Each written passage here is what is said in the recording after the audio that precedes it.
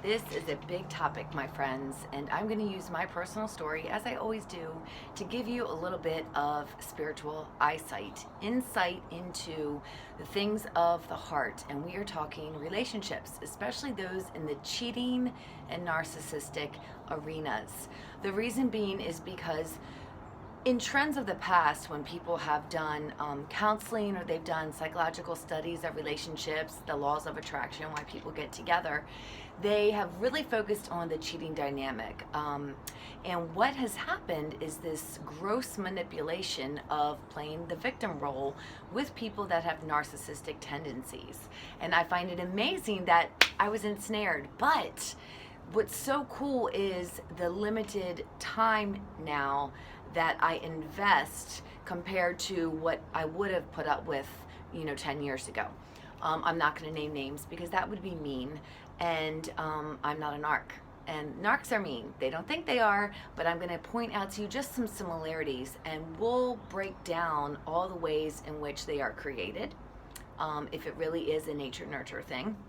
But I have my little cheat sheet because I had a friend who asked me the other night. She said, what are the things that are similar, the things that are across the board, you nail it every time? Here is clue number one. You meet a dude, and I am definitely addressing females, but this applies to both sexes, of course. But there is a high rate, an epidemic, if you will, about people getting together with people, mostly because you have an empath narcissistic type of duality going on, kind of like a feeding frenzy. But there's a lot of women out there that are suffering more than men. So there's a previous girlfriend, always. And with that, sometimes you might not even know it exists unless he talks about, oh, this person I dated. Now, in the scenarios that I found myself in with the particular top two high-ranking individuals of meanness, I would say, they did not hide the fact that they had a past, but it was the proximity to when they started talking to me that was the overlap, and that basically is cheating.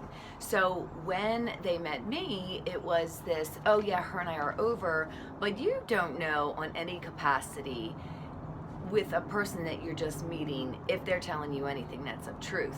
I mean, especially in this day and age when we can actually surf in private mode on the phones, it doesn't even make any kind of sense. It's like everything's basically amped up to be an extra level of secrecy. So that's where I would caution anybody and say, definitely move very slowly. But if you are aware that there's a girlfriend, 9 times out of 10, she was hoping that they were going to work it out. And he, in fact, may be telling her that they would. But in the beginning of their relationship, most often, she was wifey, and she was in role number 1. And as time went on, and he indeed saw females and other people that work for him, a lot of them have a lot of power play in their jobs. People are commodities, and that's how they just roll. Everything's a business to them. You could be an appliance. Basically, until you crap out and you stop working like a well-oiled machine as you used to, then you're of no use to him. So that's where side girl comes in. And this is going to be anyone, anywhere out in the marketplace. And so if you've not done well at withholding your wifey potential place, and then side girl comes on in, what happens? You get dismissed, and then she comes into first place. But here's the interesting thing. We have a missing placement over here. So that means now this girl thinks that she's like arrived and she's on the scene, and now she's like his number one thing. But you seem to be forgetting that you are filling a temporary placement as well. You better keep your P's and Q's in order, otherwise you are not going to fare well. So there's always this availability, this sidekick that he's looking to kind of hunker down and maybe spend a little side time with, because essentially you're always expendable to him. And here's the list that just is statements of what a cheater type narcissist will do, because they don't want you to actually catch on that they were the cheater. They want you to believe that, oh, poor them, even though they're like 250 and like 6'5", that they weren't dealt well with by their ex. And so it's going to be, well, she was abusive, or she cheated on me, which is, come on, let's get serious. Sleuth it out. You can always find a trail, but all of this will come out in the wash. They can't keep up their stories because they forget how they covered their rear end on something else. And the truth always comes out. The Lord always makes sure that it's shouted from the rooftops. And so as it turns out, they will say things like, I do as I please. Some of them do it with ease. And they'll say things like, I don't have to answer to you. I answer to God alone. Meanwhile, there is no evidence whatsoever, especially in the South, that they even know who Jesus is. But they post up at church, or they'll do a reading here and there at a significant type of venue. I'd say they'd be better off going to a country club, but they do that too. Here's a big one. They don't argue with women, children, or the elderly.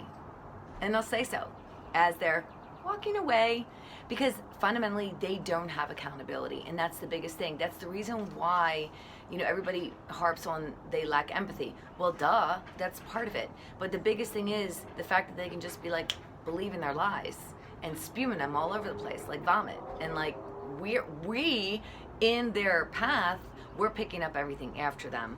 The smirk, you can't really negate the narc smirk, because it's going to be like, oh, good. Meanwhile, as they're texting somebody else, as they're surfing Messenger or social media, and they're just like, I'm good, because I know that tomorrow I'm going to diss you, I'm going to make you pay for it, and I'm going to make you think long and hard about what you did to offend me, and you won't even be able to nail it down because I'm so elusive and vague with my responses to you, and I keep it that way on purpose so that you'll always be guessing and you'll never know the truth. And here's the biggest thing. They don't answer a lot of questions. That's psychologically proven.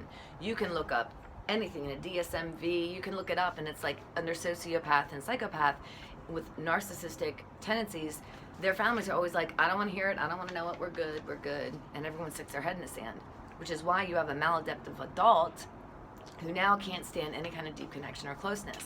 And they're going to make you the problem. Oh, did you see me just point right there? Because that's a big deal. Pointing is so disrespectful. And when people do that one, that's intentional. That's definitely to be putting you in your place. Like, you better watch it, little girl. These are all things that have been quoted to me, legitimately. Okay, so anytime, I'll leave you with this. Anytime you are aware in the beginning that he was with somebody else, you need to make sure that his heart is at least healed up and that he's ready to move on and have eyes only for you, because you don't want to be competing with anybody else's ghost. It's just not fair to either one of you. And if you know that this person has never had time by themselves, that's a big red flag. Everybody needs space. You need some time to grieve the loss. And in fact, sometimes people just relationship hop so that they don't have to deal with the aftermath of losing somebody that they really did love. But narcs they're not capable of really loving for the sake of accepting a human being as they are. It has to be what you can give to them. I'm so sorry if you've struggled as I have with people like this. And so that familiar feeling, if they come back into your life, or you meet somebody new and they feel like, oh, I've been here before, run, baby, run. Get to stepping and move on out of that situation as fast as you possibly can. For me, it took a few short months this time as compared to marriage and years before. So I just want to bless you and look for somebody who will never stomp out your voice or make you question yourself or try to quiet that intuition that you have. They just want to smoke and mirrors and gaslight you and keep you from really seeing the truth that's within you, because you already are onto them. And you don't have to be second and wait around for them to really get over the chick that you're replacing. Not fair to you. Okay, until next time.